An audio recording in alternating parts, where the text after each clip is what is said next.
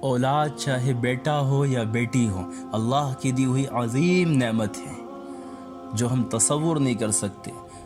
کبھی سوچئے اور پوچھئے ان دلوں سے، ان اجڑی ہوئی گودوں سے کہ جو لوگ مایوس ہیں، جن کی اولاد نہیں ہے، جن کی کوئی اولاد نہیں، کبھی ان سے پوچھئے۔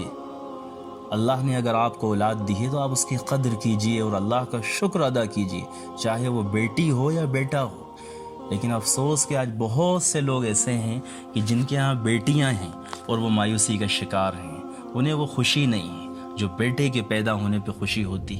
اسی بات کو قرآن کہتا ہے وَإِذَا بُشِّرَ أَحَدُهُم بِالْأُنثىٰ ظَلَّ وَجْهُهُ مُسْوَدًّا وَهُوَ كَظِيمٌ، کہ جب ہم کسی کو خوشخبری دیتے ہیں اولاد کی، وہ کسی کے یہاں بیٹی ہوتی ہے تو وہ غم کا شکار ہو جاتے ہیں، غم کی وجہ سے، مایوسی سے ان کا چہرہ اتر جاتا ہے۔ کیوں؟ کیونکہ لڑکی پیدا ہوئی، اور وہ افسوس سے وہ گھوٹ پی جاتے ہیں، لوگوں سے چھپتا پھرتا ہے۔ يَتَوَارَى مِنَ الْقَوْمِ مِنْ سُوءِ مَا بُشِّرَ بِهِ، جو اللہ نے اس کو یہ نعمت خوشخبری دی ہے، وہ اس کے چہرے پہ اثر نہیں آتا، وہ خوشی ظاہر نہیں ہوتی، وہ لوگوں سے بہت دھیمی آواز میں بتاتا ہے ہاں میرے یہاں بیٹی پیدا ہوئی۔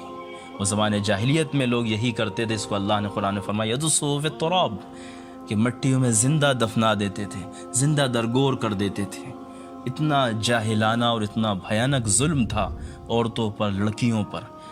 لیکن اللہ کے رسول علیہ الصلوۃ والسلام جب آپ تشریف لائے، آپ نے عورتوں کو عزت عطا کی اور ان کو مقام عطا کیا، اور اس دنیا کو بتایا کہ عورتوں کا، لڑکیوں کا کیا مقام ہے اسلام میں، وہ بھی اللہ کی دی ہوئی کتنی بڑی نعمت ہے۔